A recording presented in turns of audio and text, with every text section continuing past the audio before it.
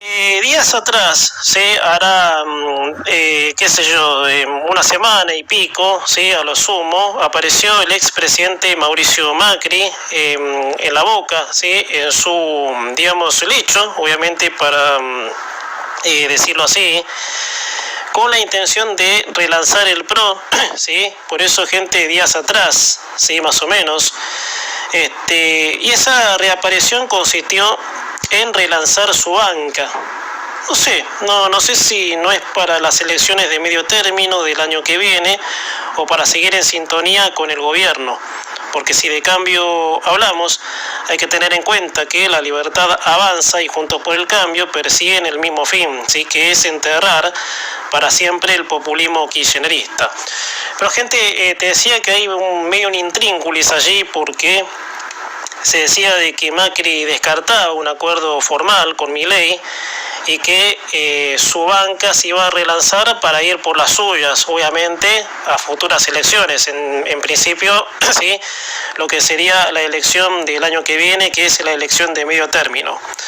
A mí, gente, hay cosas que me han llamado la atención en torno a lo que significó la aparición de Macri y las adversas reacciones de algunos integrantes del gobierno, como lo es la del ministro de Desregulación Federico Schwarzenegger, cuando le responde a Macri diciendo no había logrado en 4 años lo que Milei hizo en un mes.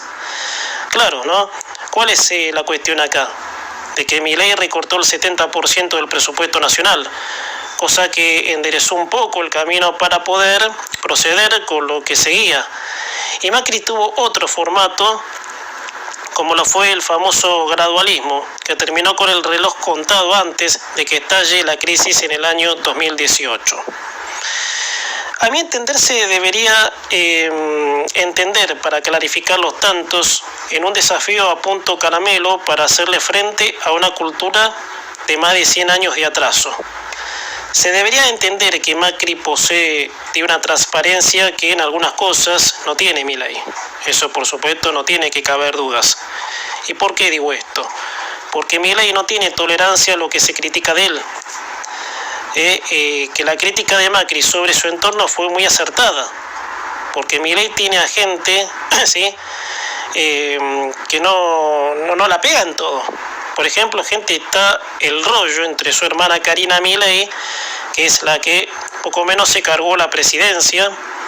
Y eso, por supuesto, parece molestar a Victoria Villarroel, que es la vicepresidenta. Y la segunda autoridad del presidente es la vicepresidenta. Esto es obvio, el que suplanta al presidente cuando el presidente no está, ¿sí? Entonces, Karina Milei actuó con cierto ego y eso se lo puedo observar cuando días atrás se trenzó, como te decía recién, en una polémica con la vicepresidenta Victoria Villarroel. Esto por la pelotudez, gente, que la verdad, gente, quisiera borrar esto, porque da hasta bronca, ¿sí?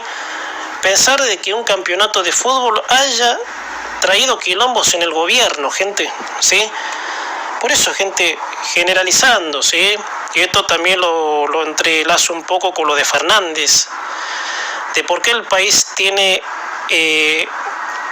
un único sello de, digamos, del masoquismo, ¿sí? De que todo le pasa, por estas cosas, gente, por llevar todo al terreno de la chatura, obviamente, pero bueno, es otro tema igual.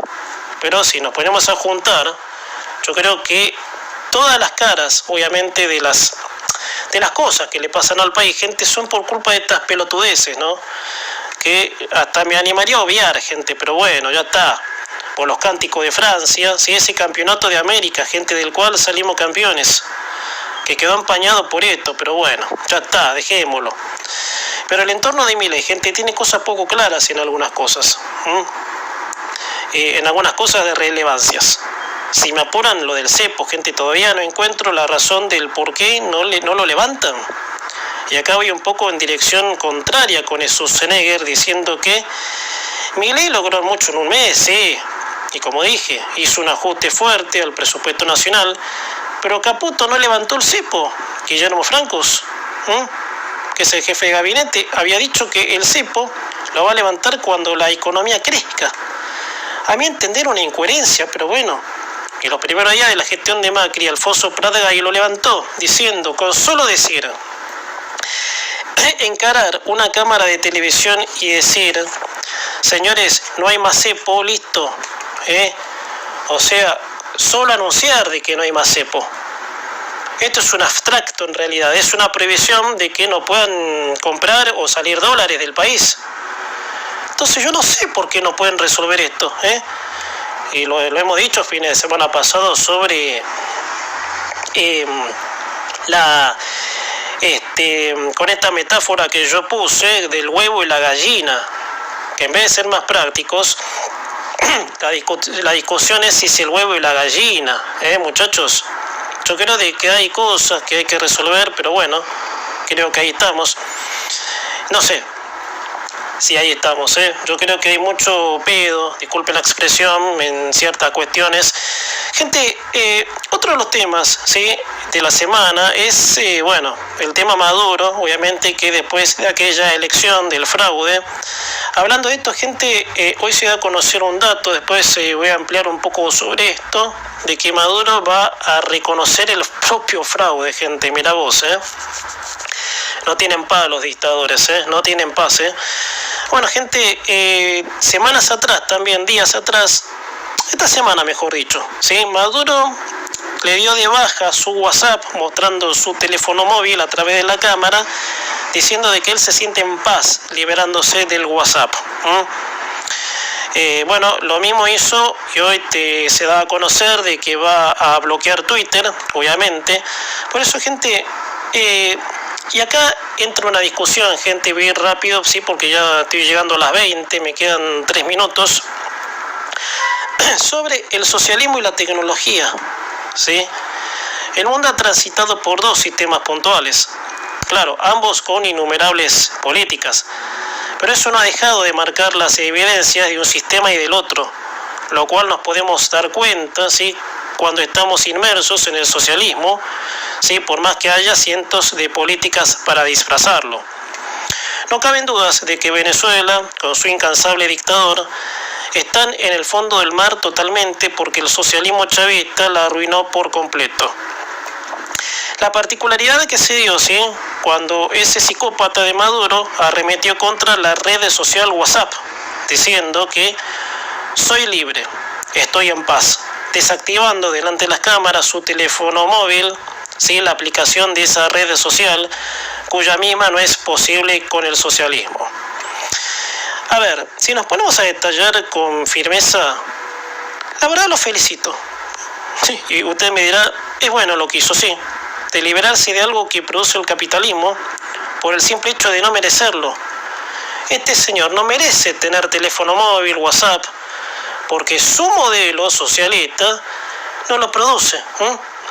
O sea que lo cual, dentro de alguna lógica está el tipo, ¿sí?, de deshacerse, de liberarse de los enseres que a él lo perjudican, cuyos, ideales de quienes tienen esas ideas, él quiere destruir, igual, sí, que todo el socialismo.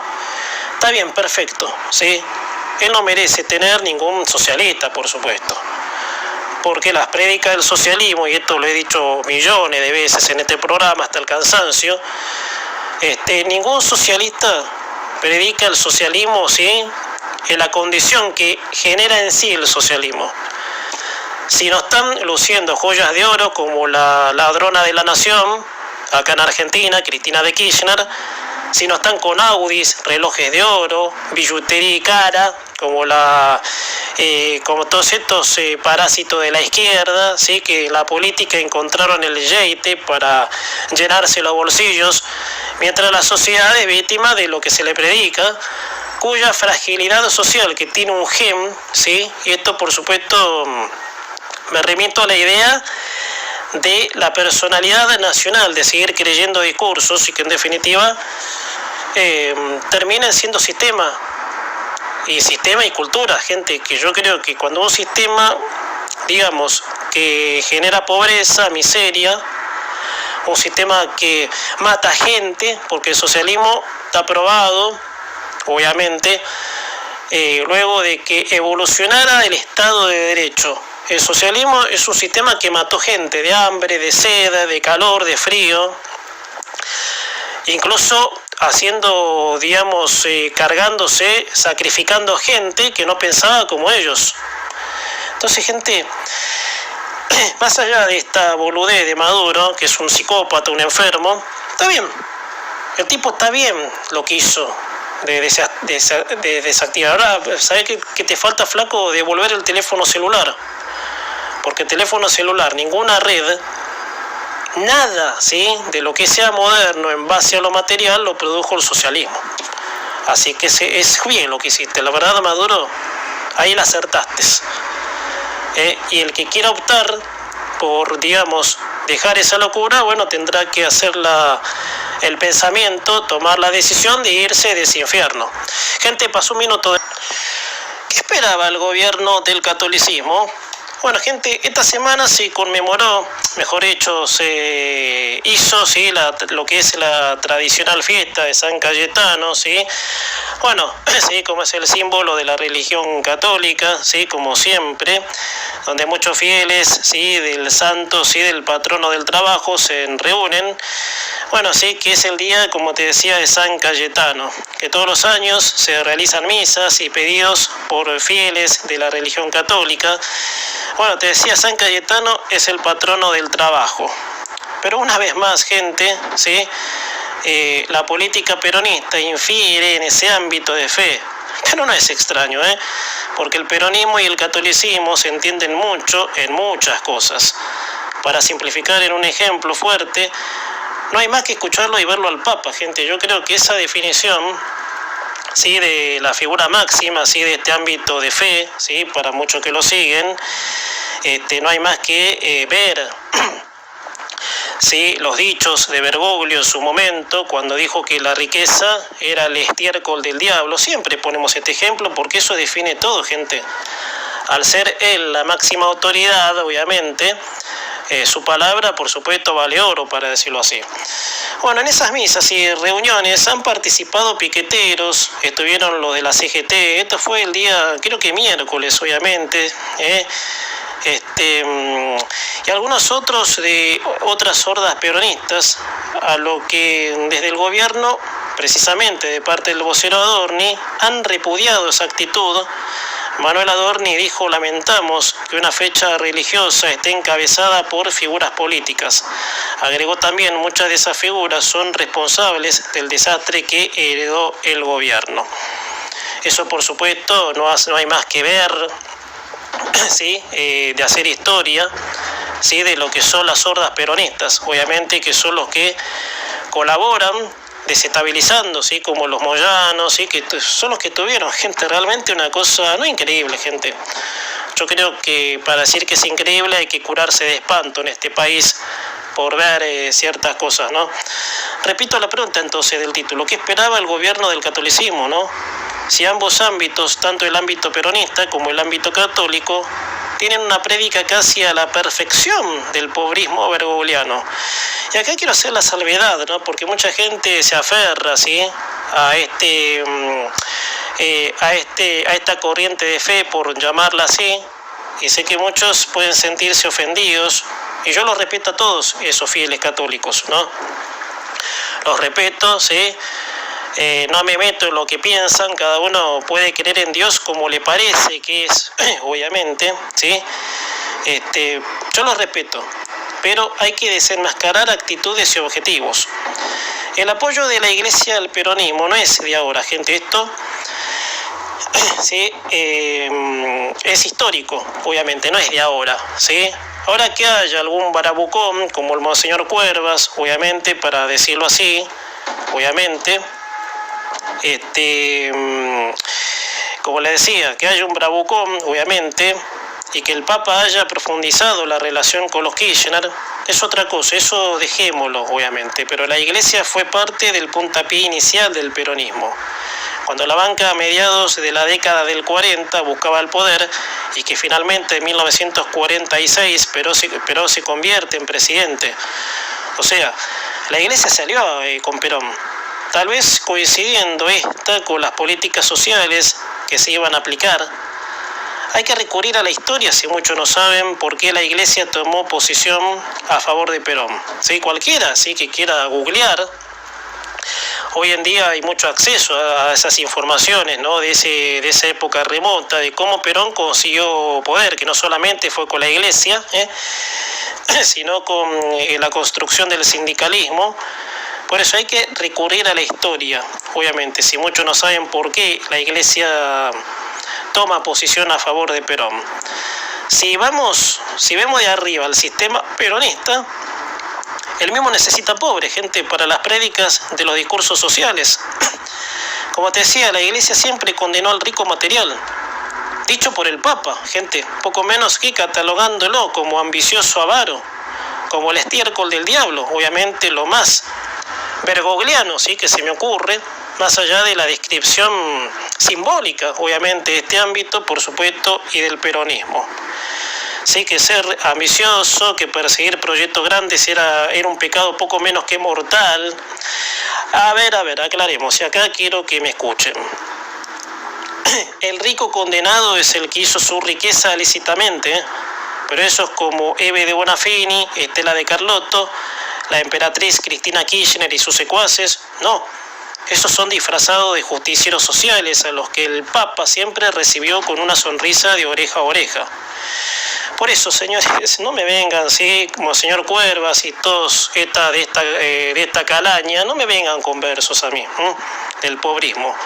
Si hay pobres en Argentina es porque tuvimos gobiernos peronistas. Tuvimos al kirchnerismo peronista, que en 20 años dejaron el 70% de pobreza. Hicieron desaparecer la clase media. Hay provincias enteras gobernadas por el peronismo que hace 50 años son pobres, donde hubo millones de chicos muertos de desnutrición, de los cuales la hija de mil puta de Cristina bailó en nombre de ellos en cadena nacional. Ella luciendo tapado de piel, relojes, billutería de oro, y la Iglesia, nada. ¿Qué opina de esa riqueza hecha en forma de robo, con los justicieros entre comillas sociales? ¿Qué opina la Iglesia de estos señores? ¿No decimos nada acá? O sea, la riqueza de la señora, ¿sí ilícita por el mero hecho de robársela, obviamente, y dejar empobrecida a más de la mitad de la sociedad, obviamente? Sé que estoy metiendo el dedo en la llaga, pero, gente, hay que decir, por supuesto, las cosas como son. Todo discurso barato, veleta, obviamente, para decirlo así. Gente, pasando al tema del momento, que es lo que está pasando, ¿sí? En torno al expresidente. En el comienzo te decía algo sobre los pasos aparentes que se van a dar, ¿sí? Porque las declaraciones de Yáñez son, digamos, típico del minuto a minuto, para poner esta metáfora, ¿sí? En una medida sí causó mucho revuelo el episodio que tiene entre ceja y ceja Fernández, que golpeaba a su mujer Fabiola Yáñez.